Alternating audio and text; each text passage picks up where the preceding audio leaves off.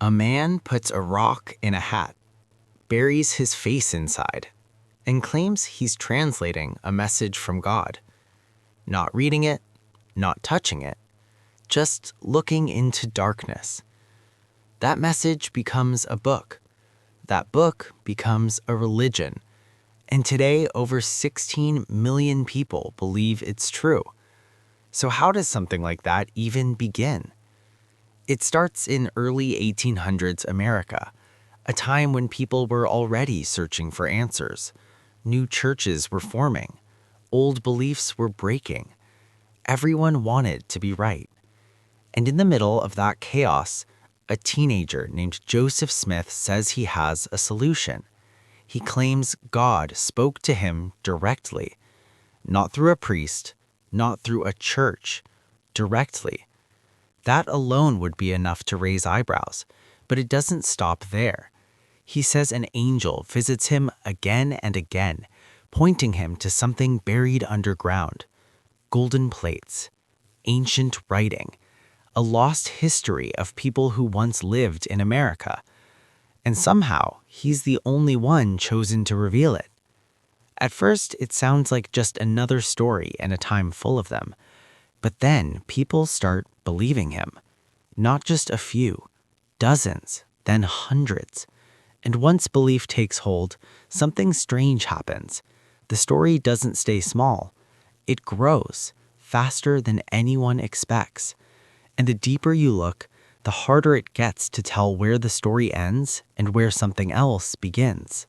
At first, the story seems simple. A confused teenager wants answers. He prays in the woods, and God appears. But here's where things get strange.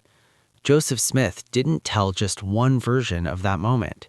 He told several. In one version, he sees only God. In another, both God and Jesus. In another, the details shift again. Same event, different stories. Now add this. Years before the golden plates, Smith was already known for something else, treasure hunting. He would use stones to search for buried riches, not with tools, but by claiming he could see them.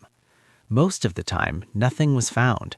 So when he later says an angel led him to buried plates, people had a choice. Is this divine or familiar? Then comes 1823. He says an angel named Moroni appears and tells him where the plates are hidden, but he isn't allowed to take them yet.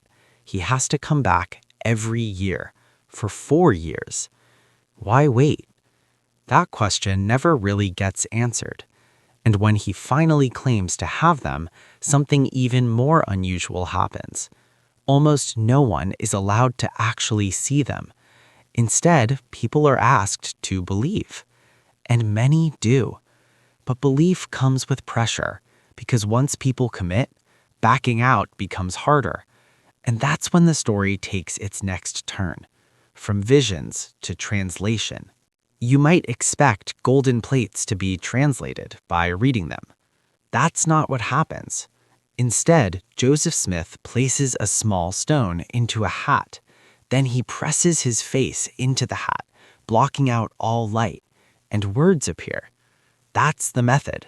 Not the plates, not direct reading. A stone in darkness. And here's the part most people don't hear. The plates were often not even in the room. So what exactly was being translated? Even early followers had questions, but many trusted the process. Until something went wrong.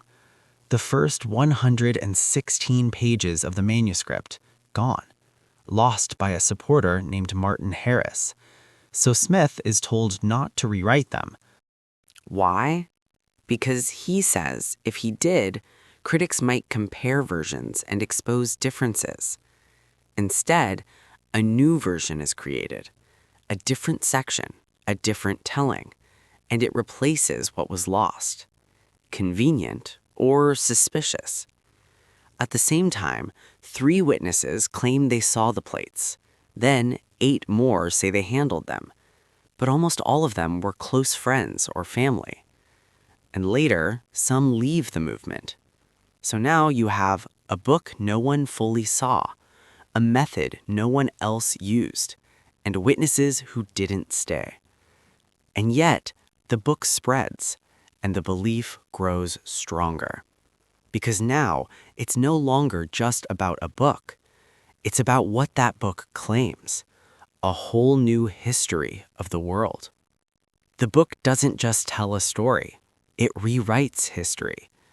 According to it, ancient people from Jerusalem sailed to the Americas long before Columbus. They formed civilizations, they built cities, they fought wars, and eventually they disappeared, leaving only one group behind, the ancestors of Native Americans. There's just one problem. No physical evidence has been found to support this. No cities, no artifacts, no clear trace. But the claims don't stop there. The book says Jesus himself came to America after his resurrection, that he taught there, led people there, changed their world. Then there's the structure of the afterlife. Not one heaven, three. And at the highest level, something unexpected happens. Humans can become gods. That's the promise. Follow the rules, stay faithful, and one day, you don't just go to heaven, you rule. Then there's the idea of Kolob, a star or planet closest to God, where time moves differently, where one day equals 1,000 years on Earth. It sounds more like science fiction than scripture, but for believers, it's truth. And truth doesn't need proof, it needs trust. And that trust becomes the foundation of something much bigger. Because now, this isn't just belief, it's identity. And once identity is involved, walking away becomes a lot harder. As belief grows, so does influence. Joseph Smith isn't just a religious leader anymore. He becomes a mayor, a general, a judge, all at once. In Nauvoo, he holds more power than almost anyone around him, and he doesn't stop there. He creates a group called the Council of 50. Its purpose? To build a new kind of government, not just spiritual, political, a kingdom on earth. At the same time, Nauvoo builds its own militia, the Nauvoo Legion, thousands of armed men, loyal not to a country, but to a leader. To outsiders, this starts to look less like a church and more like a rising force. Tensions grow fast. Neighbors feel threatened. Conflicts break out. And inside the movement, things aren't as stable as they seem. Leaders leave. Followers question. Some are pushed out. Others stay silent because speaking up has a cost. And then another layer is added. Marriage. Not just one. Multiple. Secret at first, then harder to hide. And that's when everything begins to crack. Because now the story isn't just about belief, it's about control. And when belief and control mix, things can spiral quickly. The deeper you look, the more pressure builds. Polygamy spreads quietly at first, then openly. Joseph Smith is linked to dozens of marriages, some to women already married, some very young. This creates tension inside the movement and outrage outside it. Then comes something darker. In 1857, years after Smith's death, a group of settlers is killed in Utah. Over 100 people, men, women, children. It's known as the Mountain Meadows Massacre. Responsibility is debated, but the shadow remains.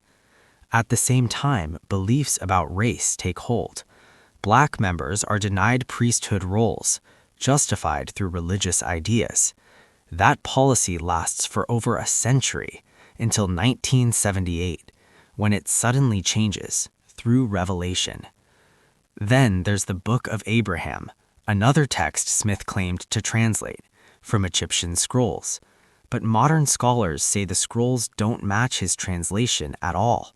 They're common funerary texts, not secret revelations. So now the pattern becomes harder to ignore. Claims, questions, contradictions. And still, the movement doesn't collapse. It adapts, changes shape, survives. Because by now, it's no longer just a belief system. It's an institution. And institutions don't disappear easily. They evolve. Today, the movement looks very different. Clean, organized, global. But underneath, the structure is massive. The church operates like a system, tightly managed, highly coordinated, and very well funded. One investment arm alone is reported to hold over $100 billion. That's not donations sitting still. That's money growing. At the same time, land is being bought, quietly, across the United States. Farms, ranches, property. Some of the largest private landholdings in the country. Then there's the missionary system. Young members leave home for 2 years, travel the world, knock on doors, spread the message. It's not just outreach, it reinforces belief, builds identity, creates loyalty. And globally, it works. Growth is slowing in the US, but in places like Africa and Latin America, it's rising fast. So while some question the origins, the system keeps expanding. Because it doesn't rely on one story anymore. It runs on structure, routine, community. And once you're inside that system, everything around you supports it, which makes one question harder to ask. What happens if you step outside it? On the surface, the image is simple. Friendly people, clean lives, strong families, missionaries who smile at your door. It's one of the most recognizable identities in modern religion, and it works, because kindness disarms questions. But behind that image, the story is more complex. A founder with shifting accounts, a translation method that defies logic, doctrines that challenge history and science, an institution with massive reach and influence, and a system that keeps belief tightly connected to identity. Some see faith, others see structure. Some see truth, others see control. And both sides are convinced they're right. Because that's how belief works.